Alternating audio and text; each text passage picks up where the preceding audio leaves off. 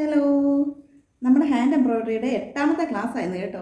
നമ്മളിപ്പോൾ ആദ്യം തൊട്ട് എന്നോടൊപ്പം ഫോളോ ചെയ്ത് വന്നവരെല്ലാം ഒരു 19ഓളം സ്റ്റിച്ചുകൾ പഠിച്ചു കഴിഞ്ഞു കേട്ടോ. 19 സ്റ്റിച്ച് എന്ന് പറഞ്ഞാൽ ചെറിയ കാര്യമൊന്നുമല്ല. നമ്മളിപ്പോൾ ഒരു ചെറിയൊരു ഡിസൈനർ ആയിട്ടുണ്ട്, അറിയാതെ തന്നെ ഒരു ചെറിയ ഡിസൈനർ ആയിട്ടുണ്ട്. അപ്പം കൂടുതൽ വർക്കുകളിൽ അത് ചെയ്ത് നമുക്ക് ചെയ്യാനുള്ളൊരു സ്പീഡും ആകും, ഇൻട്രസ്റ്റും കൂടും. ഇന്ന് നമുക്ക് പുതിയ 3 സ്റ്റിച്ചുകൾ കാണാം. ഇതിലെ ഒരു സ്റ്റിച്ച് എന്ന് പറഞ്ഞാൽ നമ്മുടെ ഹാൻഡ് എംബ്രോയ്ഡറിയിൽ ഒഴിച്ചു വിടാൻ പറ്റാത്തൊരു സ്റ്റിച്ചാണ്. എവിടെ ഒരു വലിയ വർക്ക് ചെയ്യുമ്പോൾ എവിടെ ഒരു ഗ്യാപ്പ് വന്നാൽ അവിടെ ഫില്ല് ചെയ്യാനോ അങ്ങനെ ഗ്യാപ്പ് എന്നല്ല, ഇത് മെയിനായിട്ട് തന്നെ നമുക്ക് ഉപയോഗിക്കാവുന്നതും വളരെ മനോഹരമായും എന്നാൽ സിമ്പിളായിട്ട് ചെയ്യാവുന്ന ഒരു സ്റ്റിച്ചുണ്ട്. ക്ലാസ് നിങ്ങൾക്ക് ഇഷ്ടപ്പെടുകയാണെങ്കിൽ നമ്മുടെ ചാനൽ ഒന്ന് സബ്സ്ക്രൈബ് ചെയ്യുക, നിങ്ങളുടെ സുഹൃത്തുക്കൾക്കൊക്കെ അയച്ചു കൊടുക്കുക. ഹാൻഡ് എംബ്രോയ്ഡറി താല്പര്യമുള്ളവരൊക്കെ പഠിക്കട്ടെ. അപ്പോൾ ഇന്നത്തെ ക്ലാസ്സിലേക്ക് നമുക്ക് കിടക്കാം. ഇന്ന് നമ്മൾ ആദ്യമായിട്ട് കാണാൻ പോകുന്ന സ്റ്റിച്ചിൻ്റെ പേരാണ് ഫെദർ സ്റ്റിച്ച്.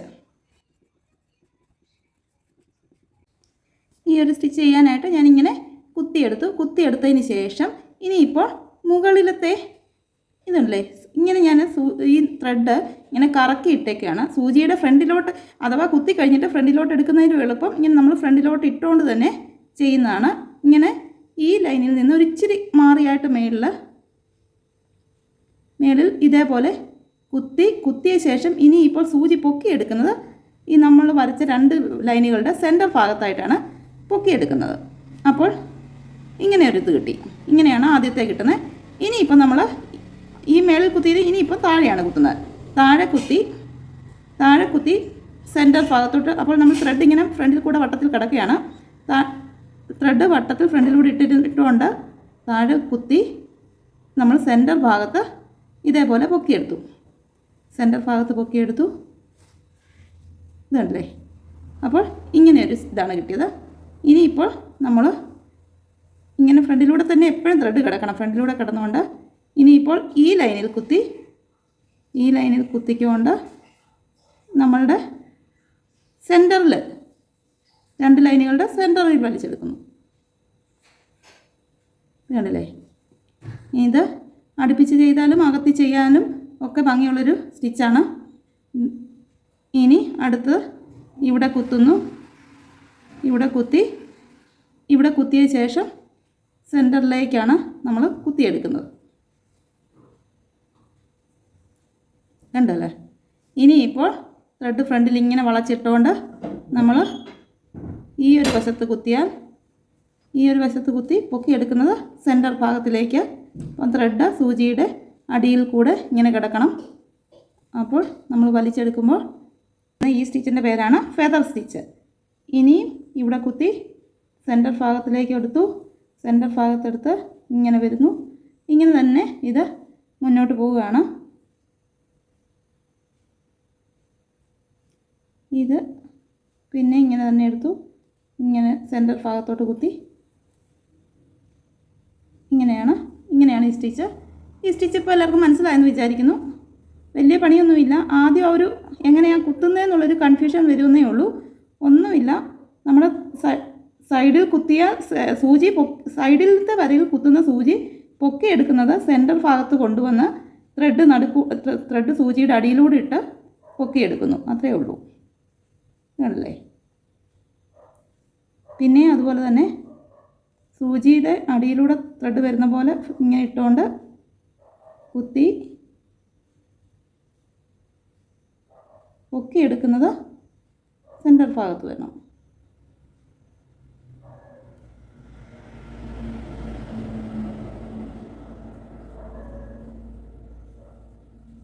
ഉണ്ടല്ലേ?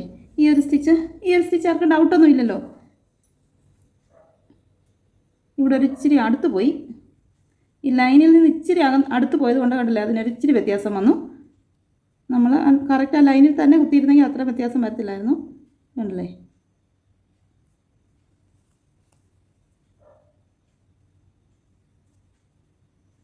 അപ്പോൾ ഈ സ്റ്റിച്ച് ചെയ്തതിന് ശേഷം ചെയ്ത് തീരുമ്പോൾ ഇങ്ങനെ കൊണ്ടുവന്ന് നമ്മൾ ഇങ്ങനെ കുത്തി ഇറക്കി. എന്നപ്പോൾ ഇവിടെ ഒരു കെട്ട് പോലെ ആയല്ലോ.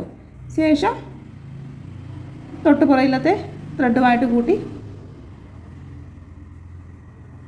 കെട്ടിയെടുക്കുക. കണ്ടില്ലേ? അവിടെ കെട്ട് വീണു. ഈ ശേഷം ത്രെഡ് കട്ട് ചെയ്തെടുക്കുമ്പോൾ ഇങ്ങനെയാണ് ഫെദർ സ്റ്റിച്ച് വരുന്നത്. ഈ ഫെദർ സ്റ്റിച്ചിൽ ചെയ്തൊരു വർക്ക് ഞാൻ കാണിക്കാം. ഇതാണ് ഫെദർ സ്റ്റിച്ചിൽ ചെയ്തൊരു വർക്ക്. നമുക്കിങ്ങനെ ഏത് രീതിയിൽ ഇതുപോലെ വള്ളികളൊക്കെ ആയിട്ട് വേണമെങ്കിൽ ചെയ്ത് കണ്ടില്ലേ ഇടയ്ക്കിടയ്ക്ക്. ഇനി നമ്മൾ നെക്സ്റ്റ് പഠിക്കാൻ പോകുന്നൊരു സ്റ്റിച്ചാണ് ഈ ചെയ്തിരിക്കുന്നത്. ഇതാണ് ഈ അടുത്തായിട്ട് കാണിക്കാൻ പോകുന്നത്. കണ്ടില്ലേ ഇങ്ങനെ ഇടയ്ക്കിടയ്ക്ക് ഓരോ ഇത് കൊടുത്തപ്പോൾ ഇതൊരു വള്ളി പോലെ, ചെടിയുടെ വള്ളി കിടക്കുന്ന പോലെ, ഇടയ്ക്ക് ഫ്ലവറുകൾ പോലെ തോന്നുന്നു. അങ്ങനെ ആണ് ഇത് ഫെദർ സ്റ്റിച്ചാണ് ചെയ്തിരിക്കുന്നത്. ഇനി നമുക്ക് അടുത്തൊരു മനോഹരമായിട്ട് ഒരു സ്റ്റിച്ചിലേക്ക് പോകാം. ഞാൻ പറഞ്ഞ ഹാൻഡ് എംബ്രോയിഡറിയിലെ താരമായൊരു സ്റ്റിച്ചാണ് അടുത്തത്. അപ്പോൾ അതിലേക്ക് കിടക്കാം. അടുത്തായിട്ട് നമ്മൾ ചെയ്യാൻ പോകുന്ന സ്റ്റിച്ചിൻ്റെ പേരാണ് ഫ്രഞ്ച് നോട്ട്. ഹാൻഡ് എംബ്രോയിഡറിയിൽ എപ്പോഴും താരമായി നിൽക്കുന്നൊരു സ്റ്റിച്ചാണ്. അതെങ്ങനെയാണെന്ന് കാണിക്കാം. അതിനായിട്ട് ഇത് 3 ഇഴ നൂലിലും 6 ഇഴ നൂലിലും ഒക്കെ ചെയ്യാവുന്നതാണ്. ഞാനിപ്പോൾ 6 ഇഴ നൂലാണ് അത് എടുത്തിരിക്കുന്നത്. 6 ഇഴ നൂലിലെടുക്കുമ്പോൾ ഇത് നല്ല പ്രൊജക്റ്റ് ചെയ്ത് നിൽക്കും, ഒരു മുത്ത് പിടിപ്പിച്ച പോലെ നിൽക്കും. അതേസമയം 3 ഇഴ നൂലിലും ഇത് ഭംഗിയായിട്ട് ചെയ്യാവുന്നതാണ്. ഞാനിപ്പോൾ ഫെദർ സ്റ്റിച്ചിൻ്റെ കൂടെ ചെയ്തപ്പോൾ ഒരു ഫ്ലവർ പോലെ അതിൽ ചെയ്തിരുന്നത് ഫ്രഞ്ച് നോട്ടായിരുന്നു. അത് 3 ഇഴ നൂലിൽ കൊണ്ടാണ്, അതുകൊണ്ടാണ് അതിന് വലിയ കട്ടിയില്ലായിരുന്നത്. അപ്പോൾ ഇത് നമ്മൾ 6 ഇഴ നൂലെടുത്തു. 3 ഇഴ നൂലിലും ചെയ്യാം. ഇതിപ്പോൾ ഞാൻ എടുത്തിരിക്കുന്നത് 6 ഇഴ നൂലിലാണ്. അറ്റം കെട്ടിയ ശേഷം നമ്മൾ ഇങ്ങനെ ഒന്ന് കുത്തി ഇങ്ങനെ ഒന്ന് പൊക്കിയെടുത്ത ശേഷം ഇനിയാണ് ശ്രദ്ധിക്കണം. പൊക്കിയെടുത്ത ശേഷം നമ്മളുടെ ഇതിപ്പോൾ പൊക്കിയെടുത്ത് ഞാനിവിടെ താഴെ വെച്ച ശേഷം ഈ സൂചിയിൽ 2 ചുറ്റിയാൽ മതി. ചിലർ 1 ചുറ്റി ചെയ്യും, പക്ഷേ 2 ചുറ്റുമ്പോഴാണ് ഒരു വലുപ്പം വരുന്നത്. 2, 3 ഒക്കെ ചുറ്റിയാലും അതിലും വലുപ്പം വരും, പക്ഷേ 2ആണ് ഒരു സ്റ്റാൻഡേർഡ് വലുപ്പം. അത്രയും ചുറ്റിയാൽ മതി. ഇതുണ്ടല്ലേ 2 എന്നും പറഞ്ഞ് ഒത്തിരി മുറുക്കി ചുറ്റൽ. കാരണം സൂചിയുടെ ഇവിടെ നമുക്ക് വണ്ണം കൂടുതലായിട്ട് താഴോട്ട് വരുമ്പോൾ ഈ ഉള്ള ഭാഗത്ത് വണ്ണം കൂടുതലാണ്. ആ ഭാഗം ആ ത്രെഡിൻ്റെ ചുറ്റിനകത്തൂടെ കടന്നു പോകണം. അതുകൊണ്ട് ഒത്തിരി അങ്ങ് ടൈറ്റ് ആക്കരുത്. നമ്മൾ ജസ്റ്റ് ഈ തുമ്പിലൂടെ ഇങ്ങനെ 2 തവണ ചുറ്റിയ ശേഷം നമ്മൾ കുത്തിയെടുത്ത പോയിൻറ്റിനോട് അടുപ്പിച്ച് തന്നെ ഒരു 3-4 ഒത്തിരി ആകുന്ന പോലെ അടുപ്പിച്ച് തന്നെ കുത്തി ഇറക്കുക. ഇത് കണ്ടില്ലേ, ഈ കെട്ടിനകത്തൂടെ നമ്മുടെ അഥവാ ഇറങ്ങാനൊരു ബുദ്ധിമുട്ടുണ്ടെങ്കിൽ ഒന്ന് പിരിക്കുവോ എങ്ങാനും ഒന്ന് ചെയ്തു, അപ്പോഴൊന്ന് അതങ്ങ് കടന്നു പോയിക്കോളും. കണ്ടില്ലേ, അവിടെ ഒരു നോട്ട് വന്നു. ഇതാണ് ഫ്രഞ്ച് നോട്ട്. ഇതിൻ്റെ പേരാണ് ഫ്രഞ്ച് നോട്ട്. ഇത് കണ്ടില്ലേ, നല്ല ഭംഗിയല്ലേ. ഒരു നമുക്ക് മുത്ത് പിടിപ്പിച്ച പോലെയുള്ള വർക്കുകൾ നെക്കിലൊക്കെ ഇത് അടുപ്പിച്ച് ചെയ്ത് സ്റ്റോൺ പിടിപ്പിച്ച പോലെ തന്നെ ഇരിക്കുന്ന രീതിയിൽ ചെയ്യാറുള്ള ഒരു വർക്കാണ് ഫ്രഞ്ച് നോട്ട്. ഒന്നുകൂടെ കാണിക്കാം, ഒന്നല്ല 2-3 കാണിക്കാം ഡൗട്ടുള്ളവർക്ക്. ഇങ്ങനെ പൊക്കിയെടുത്ത ശേഷം നമ്മൾ ഈ ത്രെഡിൻ്റെ ഇവിടെയാണ് ഇനി പിടിക്കേണ്ടത്. ത്രെഡിൻ്റെ ഇവിടെ പിടിച്ചുകൊണ്ട് ഇവിടെയല്ല നമ്മൾ ചുറ്റേണ്ടത്.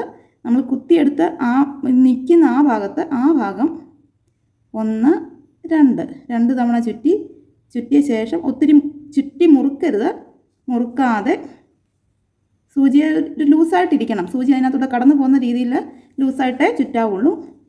ശേഷം ഇതിലൂടെ ഇങ്ങനെ കടത്തി വിട്ടു. ഇതുണ്ടല്ലേ, കണ്ടില്ലേ, അടുത്ത നോട്ട് വന്നു, അടുത്തൊരു ബോൾ വന്നു. നമുക്ക് ഇനി ഒന്നുകൂടെ ചെയ്യാം. ഇങ്ങനെ കുത്തിയെടുത്ത ശേഷം സൂചി ഇങ്ങനെ കൊണ്ടുവന്ന് സൂചിയുടെ ടിപ്പിലാണ് ചുറ്റുന്നത്. ടിപ്പിൽ ചുറ്റി കുത്തി ഇറക്കി വിടുകയാണ്. കുത്തി ഇറക്കി വിടുന്ന അതേ ഹോളിൽ തന്നെ ആയിപ്പോരുത്. അതേ ഹോളിൽ തന്നെ ആയിപ്പോകുമ്പോൾ ഈ ബോളിനൊരു ഉറപ്പില്ലാതെ ഒരു ആടുന്ന പോലെയാകും. അതുകൊണ്ട് ഒരു 3-4 നൂല് വിട്ട് കഴിഞ്ഞിട്ടുള്ള സ്പേസ് വേണം കുത്തി ഇറക്കാൻ.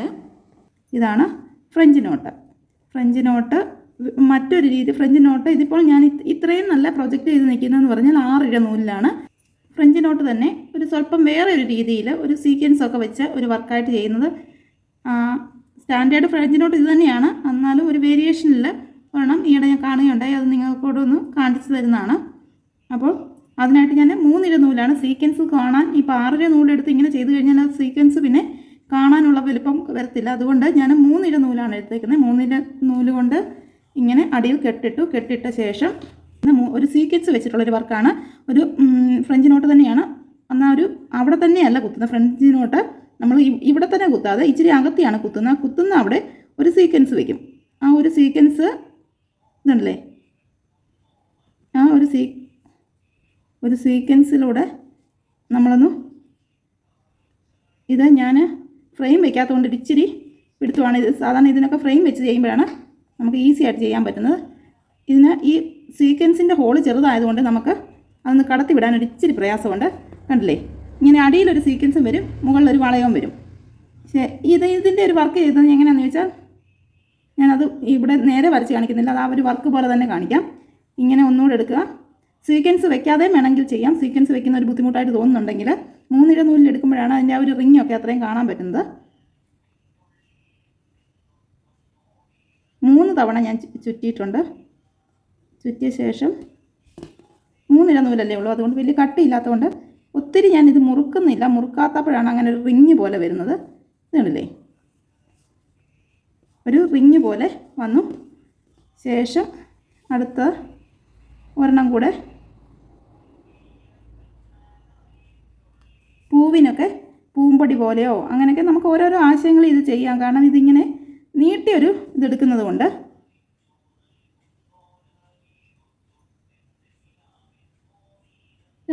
രണ്ടോ മൂന്നോ എടുക്കാം. ഇത് റിങ്ങി വെച്ചിട്ട് ഈ വർക്ക് ചെയ്യാവുള്ളൂ, അല്ലാതെ ചെയ്യണേ നല്ല പ്രയാസമാണ്. ഇത് കണ്ടില്ലേ, ഇങ്ങനെയാണ് ആ ഒരു ഫ്രഞ്ച് നോട്ടിൻ്റെ കൊണ്ടൊരു വർക്ക് ചെയ്യുന്നത്. ഇതുണ്ട് 3 ഇങ്ങനെ നമുക്കൊരു ഡിസൈനായിട്ടൊക്കെ ഇവിടെ ചെയ്യണേലും ചെയ്യാമോ. ഫ്രഞ്ച് നോട്ടിൻ്റെ വേറൊരു വേരിയേഷനാണ്, ഒരു റിങ് പോലെ വരുന്ന രീതിയിലാണ് ഇത് ചെയ്യുന്നത്. ഇത് നടുക്കത്തതിന് മാത്രം സീക്വൻസ് ഉണ്ട്. സീക്വൻസ് അങ്ങനെ കാണത്തില്ല, ആ റിങ് വന്നുകൊണ്ട്. ഇടയ്ക്ക് എടുക്കുമ്പോൾ ഒരു ചെറിയൊരു തിളക്കം പോലെ, അത് വീഡിയോയിൽ അത്ര ക്ലിയർ അല്ല, അങ്ങനെ കാണത്തുള്ളൂ. ഈ 2 എണ്ണത്തിനും സീക്വൻസ് വയ്ക്കാതെയാണ് ഞാൻ വരച്ചേക്കുന്നത്. ഇനിയിപ്പോൾ ഇതിൽ ചെയ്തൊരു വർക്ക് ഞാൻ കാണിക്കാം കേട്ടോ. ഈ ഒരു വർക്കിൽ ഫ്ലവർ ചെയ്തിരിക്കുന്നത് ഫ്രഞ്ച് നോട്ടിലാണ്. അതേപോലെ തന്നെ നമ്മൾ ഒരു ഫ്ലവർ ചെയ്യുമ്പോൾ അതിൻ്റെ സെൻറ്ററിൽ പൂമ്പൊടിക്ക് പകരം ഇത് ഉപയോഗിക്കാവുന്നതാണ്.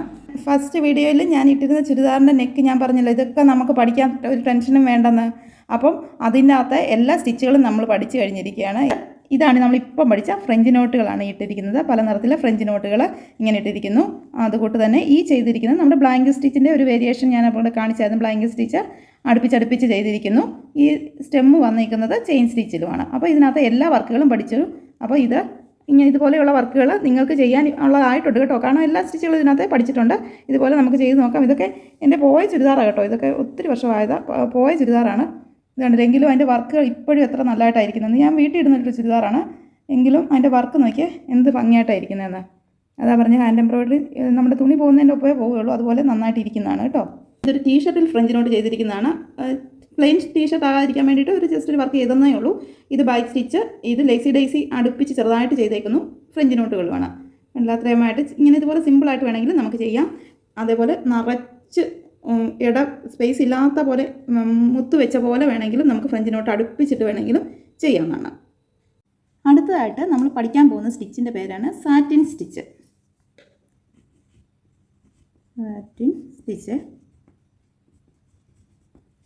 സാറ്റിൻ സ്റ്റിച്ച് ചെയ്യാൻ വേണ്ടിയിട്ടാണ്. ഏത് ഷേപ്പ് വേണമെങ്കിലും ചെയ്യാം. ഞാനിങ്ങനെ 2 വട്ടങ്ങൾ വരച്ച് വെച്ചേക്കാണ്. സാറ്റിൻ സ്റ്റിച്ച് ഇങ്ങനെയുള്ള ചെറിയ ചെറിയ രൂപങ്ങളിലാണ് നമ്മൾ വരയ്ക്കുന്നത്. അടച്ച് വരയ്ക്കും. അതായത് സാറ്റിൻ സ്റ്റിച്ച് അടുപ്പിച്ച് നമ്മൾ ചെറിയ ചെറിയ സ്റ്റിച്ചുകൾ, റണ്ണിങ് സ്റ്റിച്ച് പോലെയുള്ള സ്റ്റിച്ചുകൾ അടുപ്പിച്ചങ്ങിടുകയാണ്. ഇട്ട് നമ്മൾ ആ ഒരു ഏതൊരു ഫോമിലാണോ നമ്മൾ ചെയ്യുന്നത് അത് ഫുള്ള് ഫില്ല് ചെയ്യുകയാണ് ചെയ്യുന്നത്. അതിനായിട്ട് ഞാനിപ്പോൾ എടുത്തിരിക്കുന്ന 6 ഇഴ നൂലാണ് എടുത്തിരിക്കുന്നത്. 3 ഇഴയിലും ചെയ്യാം. 3 ഇഴയിൽ ചെയ്യണമെങ്കിൽ ഒത്തിരി പണിയാണ്. പക്ഷേ അപ്പോൾ 3 ഇഴ ചെയ്യുമ്പോൾ ഒന്നുകൂടെ വൃത്തിയുണ്ട്, ഒത്തിരി പൊങ്ങിയിരിക്കാതെ തുണിയോട് ചേർന്നിരിക്കും. 6 ഇഴയിൽ ചെയ്യുമ്പോൾ പണി നമുക്ക് ഇച്ചിരി കുറവുണ്ടെങ്കിലും തുണിയിൽ നിന്ന് ഇച്ചിരി പ്രൊജക്റ്റ് ചെയ്ത് നിൽക്കുന്ന രീതിയിൽ വേണമെങ്കിൽ അങ്ങനെ ചെയ്യാം. അപ്പോൾ ഇത് കണ്ടില്ലേ, നമ്മൾ ഏത് ഷേപ്പിലാണോ എടുത്തിരിക്കുന്നത് ആ ഷേപ്പിൻ്റെ ഇപ്പം ഈ റൗണ്ട് ആയതുകൊണ്ട് അതിൻ്റെ ആ സൈഡ് അത്ര കുറവായതുകൊണ്ട് അവിടെ കുറവ്. ഇനി നടുക്കോട്ട് വരുമ്പം കൂടി ഇങ്ങനെ അടുപ്പിച്ച് അങ്ങ് തയ്ക്കുക, അത്രയേ ഉള്ളൂ. അല്ലാതൊന്നുമില്ല. സാറ്റിൻ എന്നുള്ള പേര് വരാൻ നമ്മളിങ്ങനെ അടുപ്പിച്ച് തയ്ച്ച് കഴിയുമ്പോൾ ഇതിൻ്റെ സ്റ്റിച്ചിങ് ഒരേപോലെ മുകൾ വശം നല്ല ഒരേ ലെവലിൽ വന്ന് നല്ല തിളക്കത്തി സാറ്റിൻ ക്ലോത്ത് ഉണ്ടല്ലോ, സാറ്റിൻ ക്ലോത്ത് പോലെ വരുന്നതുകൊണ്ടാണ് ഇതിന് സാറ്റിൻ സ്റ്റിച്ച് എന്ന് പറയുന്നത്. നമ്മൾ ഏതൊരു ഷേപ്പിലാണോ ചെയ്യുന്നത് ആ ഷേപ്പ് ഫുള്ള് ഇതേപോലെ. അപ്പോൾ ഒരു കാര്യം ശ്രദ്ധിക്കാമെന്ന് പറഞ്ഞാൽ ഒരു 1/2 ഇഞ്ച് 3/4 ഇഞ്ച് തന്നെ ഇച്ചിരി കൂടുതലാണ്. ഒരു 1/2 ഇഞ്ചിലൊക്കെ കൂടുതൽ വലുപ്പം വരരുത് ആ ഒരു നമ്മൾ ചെയ്യുന്ന ഒരു ഷേപ്പിൻ്റെ വലുപ്പം. കാരണം അത്രയെന്ന് പറഞ്ഞാൽ പിന്നെ ഒത്തിരി ദൂരം നമ്മളിങ്ങനെ പ്ലെയിനായിട്ട് കൊണ്ടുപോകുമ്പോൾ ഇടയ്ക്കൊരു പിടുത്തമില്ലാതായി പോകുമല്ലോ ഈ സ്റ്റിച്ചിനെ. അതുകൊണ്ട് ഒരു 1/2 ഇഞ്ചിൽ കൂടുതൽ നീളമുള്ള രൂപങ്ങൾ നമ്മൾ ചെയ്യാൻ കഴിയുന്നതും അങ്ങനെയാണെങ്കിൽ ആ ഫോമിൽ ഇടയ്ക്ക് എന്തെങ്കിലും ഷെയ്ഡിങ് പോലെയൊക്കെ ആയിട്ട് പകുതി കൊണ്ട് നിർത്തി അങ്ങനെയൊക്കെ ചെയ്യാൻ പറ്റുള്ളൂ. ഒത്തിരി നീളത്തിൽ ചെയ്ത് കഴിഞ്ഞാൽ നമുക്ക് ഇടയ്ക്ക് ആ ഒരു ഇതിനകത്ത് ഒരു പിടുത്തമില്ലാതെ വന്നു പോകും. അപ്പോൾ ഇത് ചെയ്യുന്നത് പ്രത്യേകിച്ചൊന്നും മനസ്സിലാക്കാനില്ല. ഇതുണ്ടല്ലേ, ഇങ്ങനെ നമ്മൾ ഏതൊരു ഷേപ്പിലാണോ ചെയ്യുന്നത് ആ ഷേപ്പ് ഫുള്ള് ഇടയ്ക്കൊരു ഗ്യാപ്പ് പോലും വരാതെ, ക്ലോത്ത് ഇടയ്ക്ക് കാണത്തില്ലാത്ത പോലെ ഫില്ല് ചെയ്ത് അങ്ങ് സ്റ്റിച്ച് ചെയ്യാവുന്നേ ഉള്ളൂ. ഇതിൻ്റെ പേര് സാറ്റിൻ സ്റ്റിച്ച്.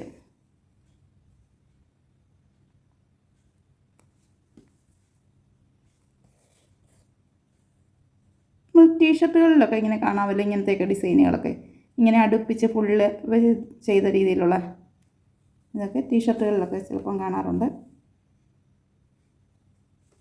അങ്ങനെ നമുക്ക് ചെയ്യാവുന്നതാണ് ഇതുപോലെ കേട്ടോ. ഓരോ ഷേപ്പുകളിലൊക്കെ ഇച്ചിരി മെനക്കേടാണ്. കാരണം ഇതുണ്ടല്ലോ, ഇത്രയും ചെറിയൊരു ഭാഗം ചെയ്യാൻ പോലും നമുക്ക് അത്ര നേരം എടുത്തുണ്ടല്ലോ. ഇതുണ്ട്, ഞാൻ പറഞ്ഞില്ലേ, മുകൾ വശം നല്ല ഗ്ലേസിങ് ആയിട്ട് ക്ലോത്ത് കാണത്തില്ലാതെ സാറ്റിൻ മെറ്റീരിയൽ പോലെ ഇരിക്കും. അതുകൊണ്ടാണ് ഇതിന് സാറ്റിൻ സ്റ്റിച്ച് എന്ന് പറയുന്നത്. കണ്ടല്ലോ, നല്ലൊരു ഭംഗിയില്ലേ. ഇങ്ങനെ ഇതിനകത്ത് ഡൗട്ടൊന്നും ആർക്കും ഇല്ലല്ലോ അല്ലേ. ഇതിന് വലിയ ഡൗട്ട് വരാൻ ചാൻസ് ഉള്ളൊരു ഇതല്ല. കാരണം ഏത് ഷേപ്പാണോ ആ ഷേപ്പിൽ നമ്മൾ ഫില്ല് ചെയ്ത് സ്റ്റിച്ച് ചെയ്യുന്നു, അത്രയേ ഉള്ളൂ. അല്ലേ, ഒരു നീളത്തിലൊരു ഷേപ്പിൽ വേണേലും നമുക്ക് ഇങ്ങനെ രണ്ട് വര വരച്ച് അത് ഫുള്ള് വേണേലും ഫില്ല് ചെയ്ത് വിടാം. അതൊക്കെ ഒത്തിരി നേരം എടുക്കുന്നത് നിങ്ങൾക്ക് വേഗം മനസ്സിലാകുന്ന ഒരു ഷേപ്പിൽ അങ്ങ് വരച്ച് കാണിച്ചു എന്നേ ഉള്ളൂ. 2 വര വരച്ച് അതിനകത്ത് ഫുള്ള് വേണമെങ്കിലും ഇങ്ങനെ ചെയ്യാം. ഓരോ പിക്ചറുകളിൽ വരുമ്പോൾ അതിൻ്റെ ആ ഒരു പിക്ചറിൻ്റെ ഒരു ഷേപ്പിനനുസരിച്ച് ഇങ്ങനെ നമുക്ക് ചെയ്ത് വിടാവുന്നതാണ്.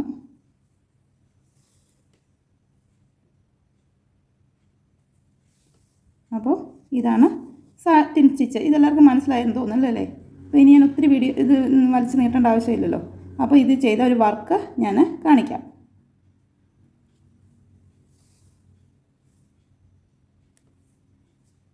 അപ്പോൾ ഇതാണ് സാറ്റിൻ സ്റ്റിച്ച്. ഇതുണ്ടല്ലേ, ഇതിൽ ചെയ്തൊരു വർക്ക് ഞാനിനി കാണിക്കാം. അപ്പോൾ ഇതാണ് സാറ്റിൻ സ്റ്റിച്ച്. ഇവർക്ക് മനസ്സിലായല്ലോ അല്ലേ. അപ്പോൾ ഇതിൽ ചെയ്തൊരു വർക്ക് ഞാൻ കാണിക്കാം.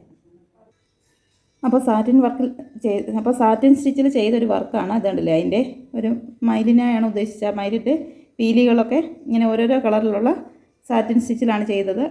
ഇതിൻ്റെ ബോഡി പാർട്ടിൽ ഇടയ്ക്കൊക്കെ ഓരോരോ ഗ്യാപ്പൊക്കെ വന്നു പോയി ആണല്ലേ. അങ്ങനെയാണ് സാറ്റിൻ സ്റ്റിച്ചിലാണ് ഫുള്ള് ചെയ്തേക്കുന്നത്. ഇവിടെ മാത്രം നമ്മുടെ ഹെറിംഗ് ബോൺ ചെയ്തിട്ടുണ്ട്. അതൊരു പ്രത്യേകതയ്ക്ക് വേണ്ടി ചെയ്തതാണ്.